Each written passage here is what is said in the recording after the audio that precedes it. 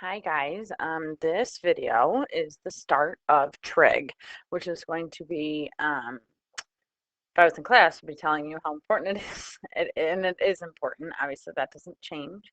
Um, we would be going into a lot of depth with this stuff, but what we're going to focus on during this remote learning period is just making sure that you guys are getting the basics and making sure that you truly understand trig and um, how it works, because it is huge when you are going into Math 3 next year. And it's similar to factoring. It's like those two big things that you really need in Math 3, factoring in this trig.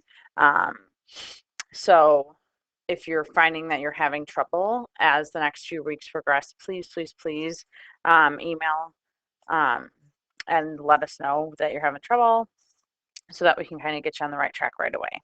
So the reason we did rationalizing before this is because that is going to come up a lot in trig. And so if that's something that you maybe need to see again, obviously that video is always there, but I'm also going to do it in this video as well. And so you'll see that throughout the unit.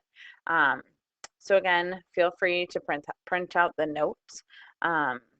And follow along. Otherwise, make sure that you are taking good notes on your own and keeping yourself organized, labeling them with section, because that's kind of how we will refer to things. Same thing with the worksheets, okay, especially as we get into this trig stuff, okay? What you will see as you go through this unit is that there are a lot of repetitive topics that you're going to feel like we're doing the same thing over and over again, and that's good if you're getting to that point. If you're not getting to that point, that should be a red flag for you to please reach out and say, like, you said we'd be getting to this point and it's not. So just a few things that you really need to be paying attention to here. We have a warm-up at the top here. I'm only going to do one of them, just quick. Want to refresh your memory on Pythagorean theorem, right? We have, whenever we're finding the sides of right triangles, remember Pythagorean theorem is right triangles only, and we're going to talk about that some more today. We use a squared plus b squared plus c, or equals c squared, so our legs are a and b. Our hypotenuse is always c. I'm not going to do this problem, but we would have an a and a b, and then our c would be here. Your hypotenuse is always across from your right angle, all stuff that hopefully you're shaking your heads being like, yeah, get on with it, okay? So in this one, we would have 4 squared plus 8 squared equals c squared. So we would end up with 16 plus 64, and that equals c squared. So we would end up with 60 equals c squared. Well, let's try that again. Let's do good math. 80 equals c squared. Sorry about that. So square root both sides. And then this is what we talked about in the previous lesson. You guys, you have been doing this since the beginning of the year, and I had a few questions on refreshing memory on how to simplify radicals.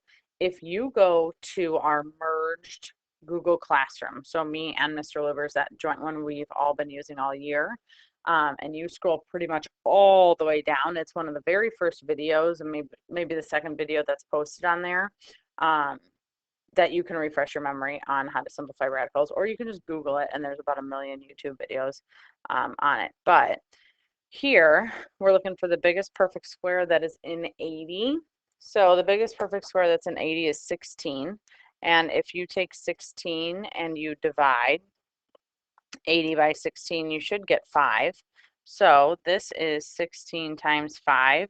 That 16 is going to come out of the radical as its square root, which is 4. So you end up with 4 radical 5 equals c. Obviously, no plus or minus there. It wouldn't make sense to have a plus or minus on a distance. I'm not going to convert it to the decimal. You can if you want.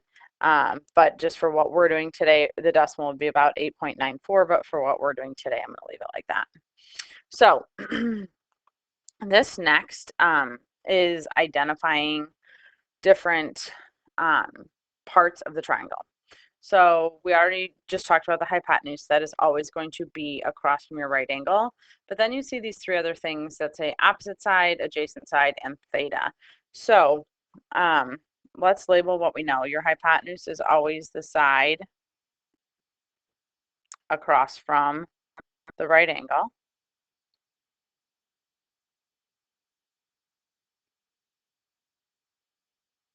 Okay, so this guy right here is going to be your hypotenuse.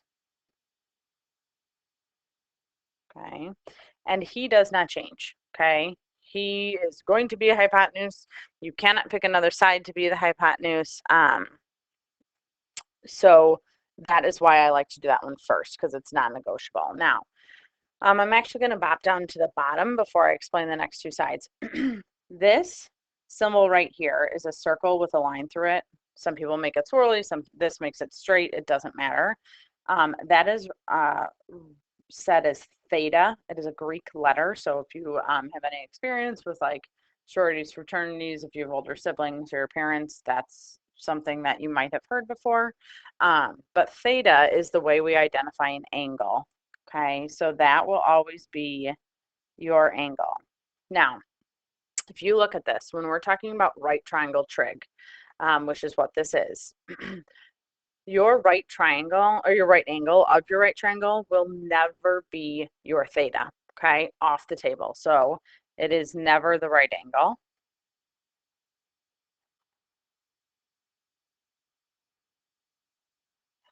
Which means because of that, you have two other options.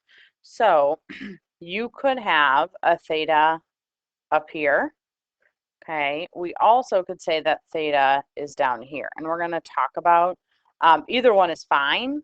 You just need to be able to identify things based off of the location of um, that theta. So that's where these other two sides come into play. So we have opposite side and adjacent side. The opposite side is going to be the side opposite of theta. So not your right angle, that would be your hypotenuse. So if you looked here, this is theta. So opposite that, across from, not touching, this would be your opposite side. Okay, opposite, you can think of not touching.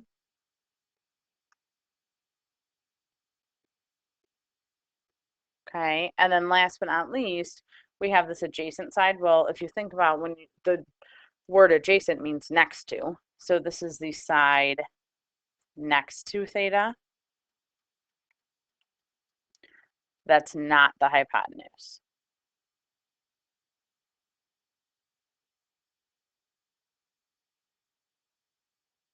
So if you look at where this theta is, we have the hypotenuse. There are two sides next to this theta. So this right here is the adjacent side. Okay. Now, I talked about the fact that the theta can move. Okay, so right now, if this is our theta, hypotenuse is in red, opposite is across, it's at bottom side of the triangle, and then adjacent is the vertical side. Let's say I took this theta and I moved it, oh, I don't want to do that. There we go. I took this theta and I moved it down here like that. Well, in this case, our hypotenuse is still that side. That can't change. However, what that means is that the adjacent side is now down here and the opposite side is now here because my angle changed. And now the vertical side is opposite of the angle and the bottom side is adjacent to the angle. So something to think about, that's what we're going to practice down here. I am not going to do all of these examples, but obviously they are online in our typical folder, so if you need to finish them all and check them, please do. So if you look at this first one, it says identify the opposite, which I'll do with O, the adjacent I will do with A, and the hypotenuse I will do with H of each of the triangles below. Here, my theta is in this angle right here. So I will go through and I will identify my hypotenuse first, which is always across from your right angle, and then your theta right here. This makes this the adjacent side because it's right next to your theta, and this makes this the opposite side because it is across from your theta and not touching it. Okay. Here, if this is theta right here, again, we have our hypotenuse, get that out of the way first. Then side that's next to the angle that's not the hypotenuse is the adjacent. The side across from is opposite. Okay. Over here, we have theta in this corner. Because that's theta, this is my hypotenuse. It's across from your right angle, always going to be your hypotenuse. The side that is next to my angle but not my hypotenuse is this one, so that's adjacent. And then across from, not touching at all, is your opposite side. Okay, now this seems kind of crazy, but it's all going to make sense when we get to the next page, because OH and A is how we set up all of our trig ratios, which I'll talk about in a minute. So I'm going to do this last one. This is our theta. So then across from the right angle is always your hypotenuse. Let's make that an H, sorry. And then this side is your adjacent side because it's next to the angle but not the hypotenuse.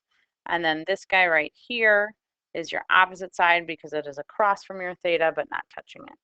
Okay, and obviously you have 5 more there if you want to practice. Now, in and amongst all this hypotenuse, adjacent, and opposite business, we also have 6 trig ratios. You guys remember a ratio means a fraction. Okay, a lot of people for some reason hear ratio and forget that that means a fraction. Okay, so we have what I call the big three. Big three are sine, cosine, and tangent. Okay, now the way you're going to see those written, and this is something that you have seen on your calculators, but we have not touched. Okay, so these buttons on your calculator that you have seen, whoops, it might help if I have the calculator up, are right above, 2 buttons above the 7, the 8, and the 9. They're above the parentheses and stuff. It looks like it says sin, cos, and tan. Okay, what those mean are sine, cosine, and tangent. Okay, so we don't say sin or cos, it just doesn't make sense. We say sine and cosine, but when we're writing it out, we shorten it, which is why it looks like one thing, but it's always read as the other. Okay, if you say sin or cos, a math teacher will like look at you funny. So I do shorten tan because it's tangent, but just, you know, to have some frame of reference when you hear people talking about that, that's what that is. So sine is abbreviated as SIN. So it looks like sin, but it said sine. Okay. Cosine is COS and tangent is TAN. So it's pretty easy with the big three. It's just the first 3 letters.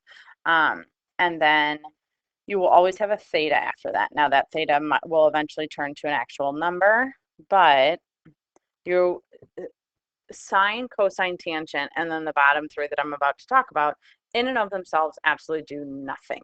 Okay, so if you just have sine, if you just have cosine, if you just have tangent, that's not going to do anything. You have to hook it to a angle measure in order for it to have any meaning at all. So what I mean by that is you would never just see an empty square root, right? A square root always has a number in it, a variable in it, something like that. The square root function on its own means nothing. It needs a number or a variable to actually do something. Okay, now on the bottom you'll see cosecant, secant, and cotangent. So that's how those are read: cosecant, secant, and cotangent. They are shortened. Now if you look, we cannot shorten cosecant to the first 3 letters because then we wouldn't know if we were talking about cosine or cosecant. 2 different fractions when you set up their ratios. So we shorten cosecant to CSC of theta. So when you see CSC, that means cosecant. Okay. Secant is SEC. That one does get its first 3 letters. And cotangent also gets its first 3 letters. So cosecant's the only one that doesn't, because then we would have confusion between cosine and cosecant. Now, those are placed on your notes for a reason. Sine and cosecant are reciprocals of each other. Now, remember, reciprocals means 1 over, right? If we have 5, its reciprocal is 1 over 5. So here, Cosecant is the reciprocal of sine of theta, so you will hear me say that they're a partner. Reciprocal of cosine is secant, and then reciprocal of tangent is, or cotangent is tangent. So the way I remember this, which these are things next year in Math 1, people are going to expect you to be able to just rattle off like, okay, sine, cosecant go together, cosine, secant, they're a partner pair, tangent, cotangent go together. So you need to make sure that as you are studying and as you are practicing, you're really doing your best to commit these to memory, because it will be expected of you in the future when, you know, school's back and normal and life resumes. So the way I remember that is this. Tangent and cotangent obviously go together because they both have tangent in the word. That one's pretty easy. So what I'm really focusing on, let's see how fancy I can get here, is this right here. And yeah. Oh, I am. Okay, cool. So with that being said, if you look, the way I see this is my S's and C's have to go together. And by that I mean I couldn't put sine here. Whoops. Oh, now I've really done it. See if I can unscrew this up. I cannot. Oh, I thought it was so cool. There's the universe always reminding me that I'm not. Okay, well, we'll focus on this one.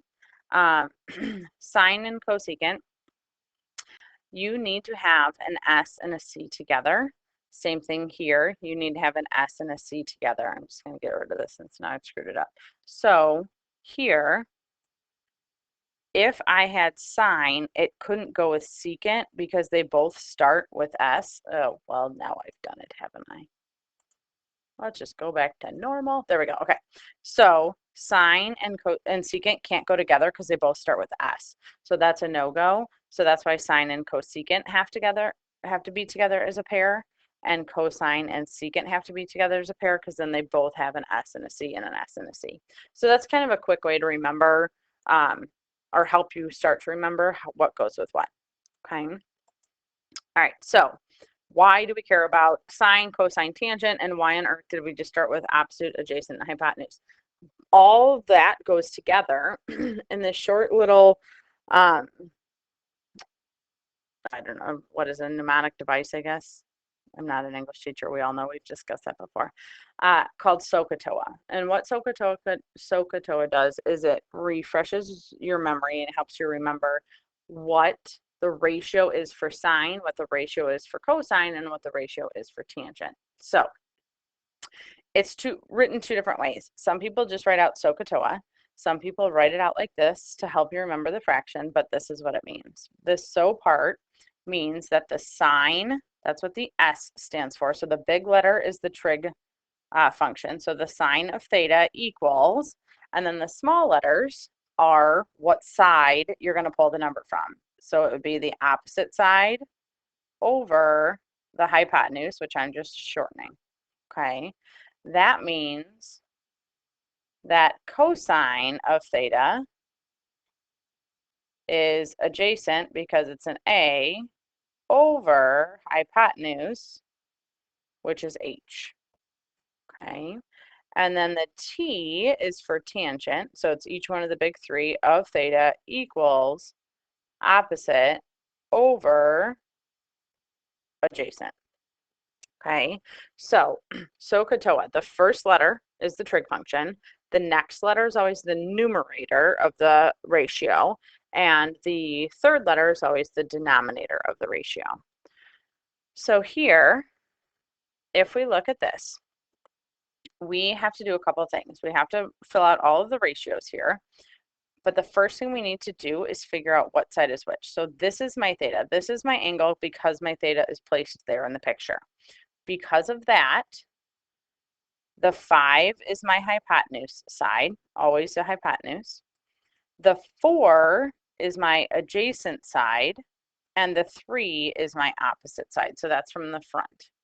Now, we are going to use that to fill in our trig ratios. So what that means here is that the sine of theta, well, if you look up the orange, the sine of theta is opposite over hypotenuse. So that means here the ratio that would create the sine of theta is the opposite side, which is 3, over the hypotenuse, which is 5. Okay, so right now we're just setting up those ratios. So the sine of theta is 3 over 5. The cosine of theta, well, that's our green. Okay, cosine of theta is adjacent over hypotenuse. So the adjacent side is 4, and the hypotenuse is 5. Tangent of theta, so over here in the purple, is opposite over adjacent. So our opposite side is 3, and our adjacent side is 4. Okay, so that's how I use SOH CAH TOA. SOH CAH TOA, and now I have those ratios. You guys, right now, it's going to seem weird because today we're just focusing on setting up the ratios, but then over the next couple days, we'll start using them to solve for parts of triangles, and it'll make more sense. Now, here, we're going to go back and think about the fact that these all have pairs. Okay, so here, if I am looking at cosecant, its pair is sine. Remember, the s's and the c's go together. So sine has to go with cosecant. Well, if sine is 3 over 5, that means that cosecant is 5 over 3. You just take the reciprocal, flip the fraction. Okay. Cosine is 4 over 5, so secant is 5 over 4. Tangent is 3 over 4, so cotangent, its reciprocal, is 4 over 3. Okay. All right. Over here, same thing. So this is just going to be a lot of practice, you guys. You want to get really good at kind of starting to memorize what's up on top here, so you don't need to keep referencing it. So just kind of keep that in mind as you're doing your homework. You should be getting to the point where you don't necessarily always need to be looking back, and it should be becoming more second nature just with the SOH CAH TOA and what it means. Okay. So here, this is my theta. So because that's theta, obviously this is my hypotenuse. The 7 is going to be my adjacent because it's next to my theta, and the 24 is going to be opposite. So sine of theta is going to be opposite, which is 24, over hypotenuse, which is 25. So following what was in orange, sine of theta is the opposite side, which in this case is 24, over the hypotenuse, which is 25.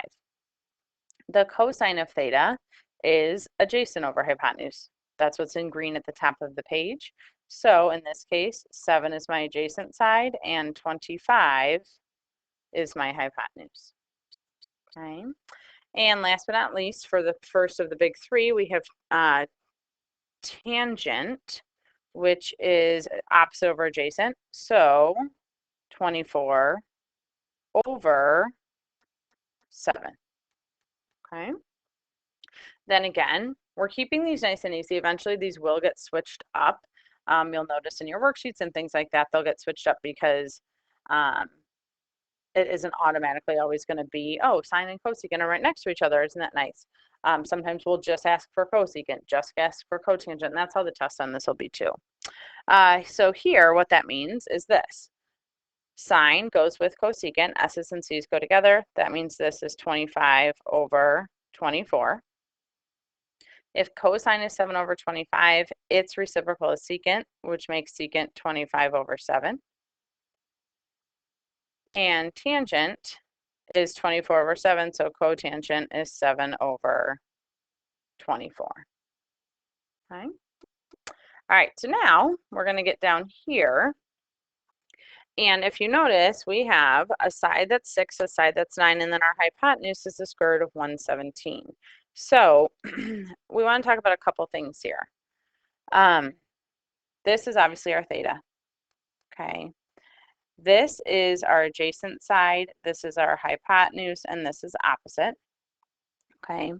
Now, if I were to start going through and doing all of this, I would say, okay, cool.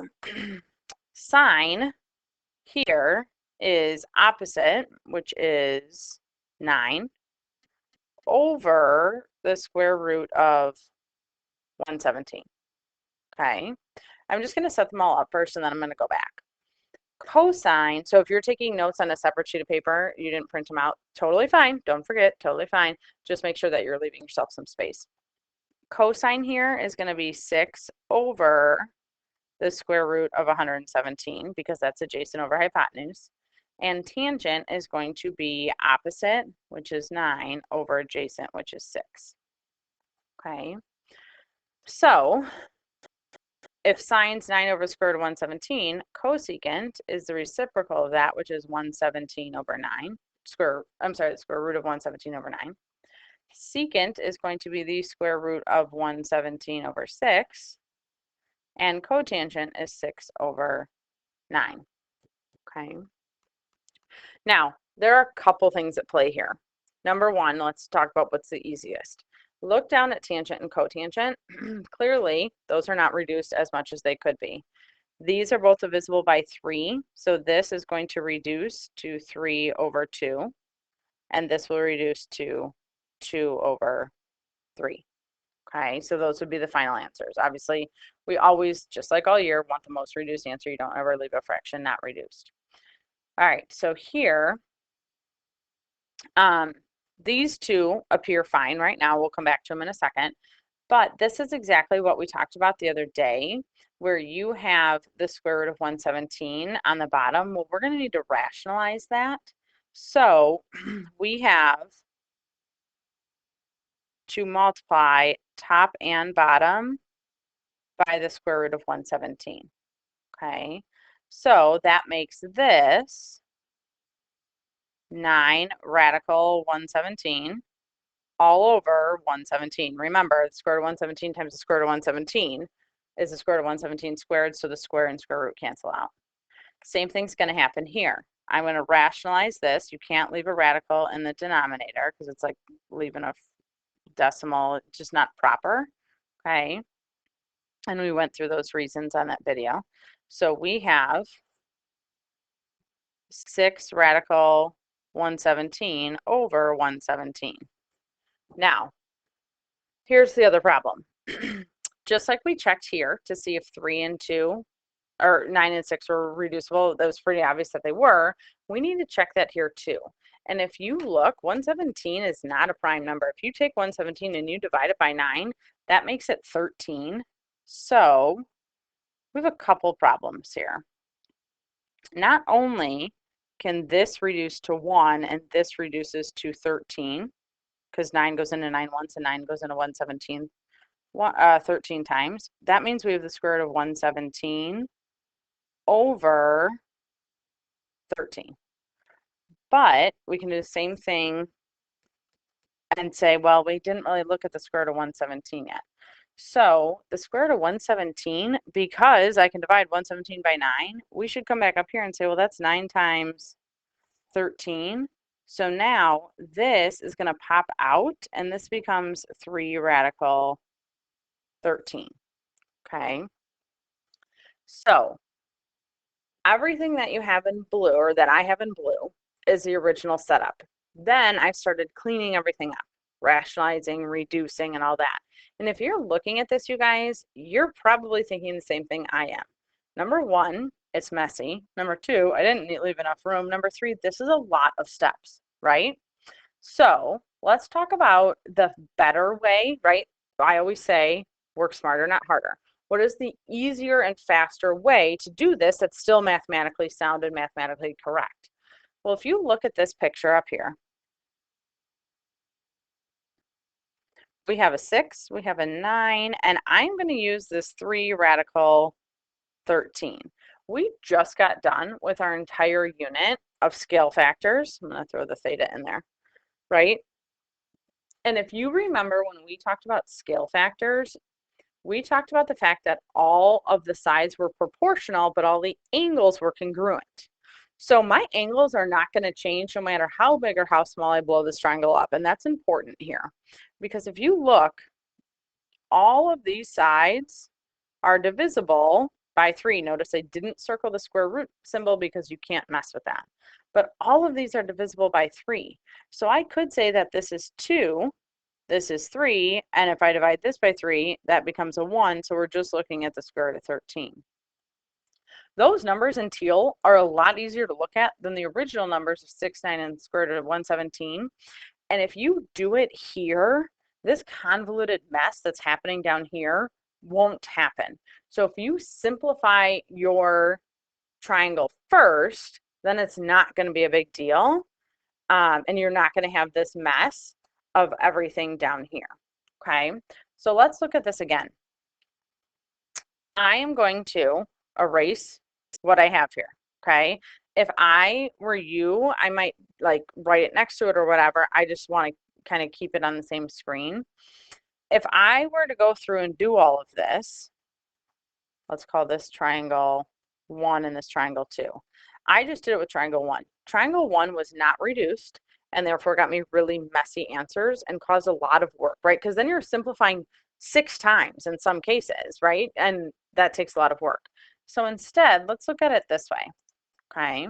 Same process, but I am now going to use my reduced sides. So keep in mind, if this is the process you take, which I strongly suggest, the first thing you're going to want to do is see if you have any radicals and simplify them, and then see if you have a commonality between your sides that you can divide by, some sort of factor that's divisible by all 3 sides, obviously not including the radicals, just like the quadratic formula. Sine here, this is going to be my opposite side, my hypotenuse, and my adjacent. Sine of theta is now 3 over radical 13, which means cosecant is radical 13 over 3 because I just flip it, they're reciprocals of each other. Cosine is going to be 2 over radical 13. So secant is radical 13 over 2. Tangent, remember before was 9 over 6 and then we reduced it. Well, if you do it this way, tangent's going to be 3 over 2. The reducing is done for you at the get-go, and cotangent is its reciprocal of 2 over 3. So now you don't have anything to do in terms of reducing. If we had done it the first way, you would have had to reduce 6 times. And now all the reducing is done for you. The only step you need to do is the rationalizing. That won't go away. So I'm going to rationalize by multiplying top and bottom by the square root of 13. And if you did a good job reducing, you don't have to here. That makes this answer 3 radical 13 over 13. Well, 3 and 13 can't be divided. I can't touch that under the radical, so that's my final answer. Here, do the same thing. I have radical 13 over radical 13. We're rationalizing like the video from yesterday, or yesterday in terms of whenever that was, right? The last class. So we have 2 radical 13 over 13. So those are your answers in purple. Okay. So I know that was kind of a lot. I did a lot in that problem. So I'm going to start from scratch with the next problem, and I'm going to do everything from the get-go the way I would expect you to do this problem. Okay. So if you notice, we do have an extra step here, which you guys can totally handle, because I gave you a theta, but I did not give you the hypotenuse. Okay. Well, just like the warm-up, in order to find sides of right triangles, we're going to do the Pythagorean theorem. So we have 14 squared plus 8 squared equals c squared. Okay. 14 squared plus 8 squared is 260. And then you square root both sides. Okay. So you do not want to sit and do the square root of 260 without rationalizing at first. So I am just taking a minute here and I am going through and I am checking to see what perfect square goes into 260, if any. Okay. Okay, so the biggest perfect square that goes into 260 is 4. I was trying to get funky and turns out it's just 4. Okay, so you have 4 times 65. So that means your C value is going to be 2 radical 65 for your hypotenuse. So this side right now is 2 radical 65. Okay. Now, before I even do any of the opposite adjacent hypotenuse, I'm going to reduce.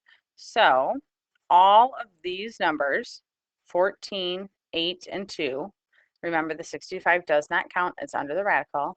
are divisible by 2, which makes this side 7, this side 4, and this side 1 radical 65, so just radical 65. If we look at those purple numbers, instead of the circled green numbers, then it's going to make it a lot easier. And again, it's going to take work off my plate when it gets to writing out the actual ratios, which are the fractions.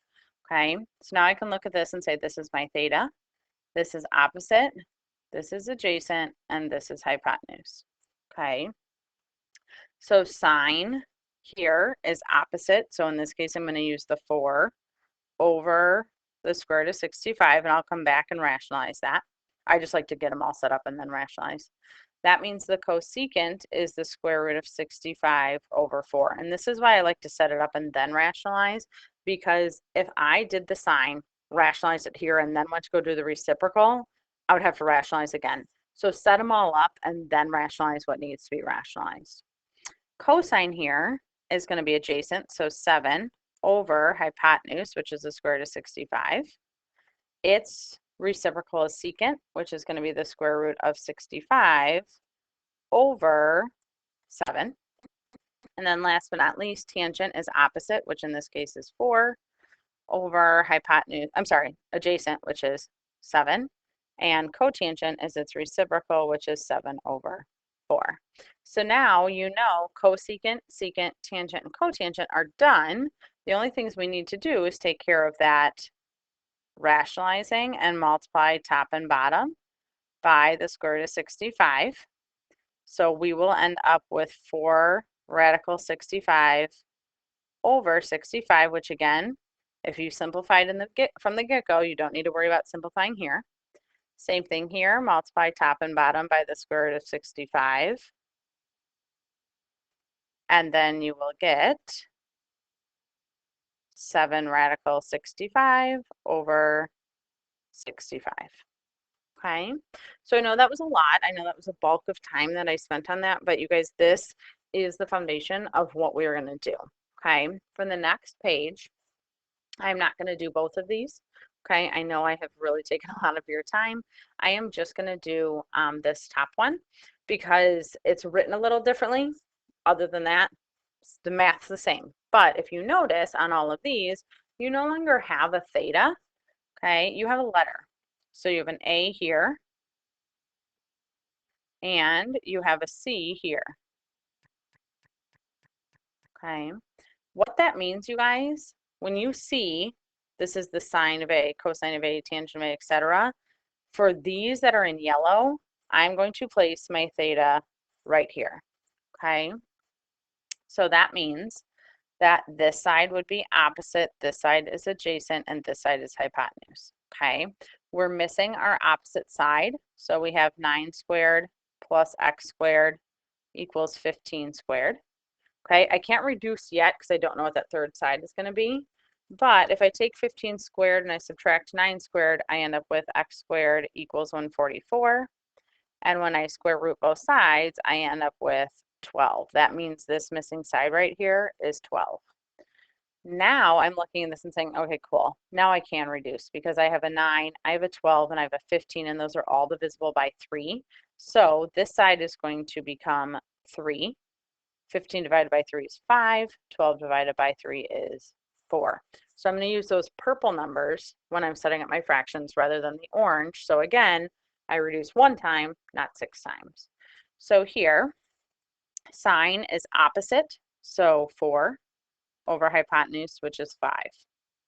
I'm going to find its partner. Sine goes with, these are the big 3. Okay, so sine has to go with something down here, which is cosecant, which makes that 5 over 4. Cosine is adjacent, which is 3, over hypotenuse, which is 5. Its partner down here is secant, so secant is 5 over 3. And then last but not least, tangent is opposite, so 4 over adjacent, which is 3. Its reciprocal is cotangent, which is 3 over 4. Now, here's the great thing, you guys.